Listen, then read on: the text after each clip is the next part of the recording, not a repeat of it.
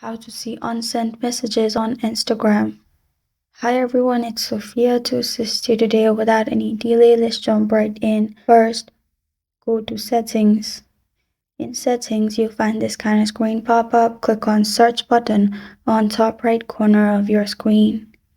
And then search Instagram History.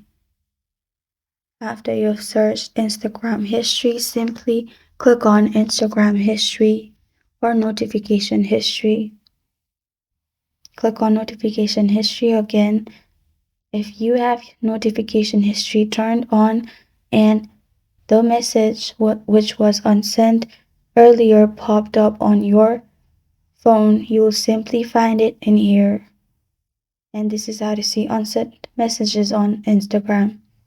Thank you for joining me today. If this video helps you out, please leave a like and subscribe for more. Got a question or want to suggest a topic? Comment below. I am Sophia signing off until next time.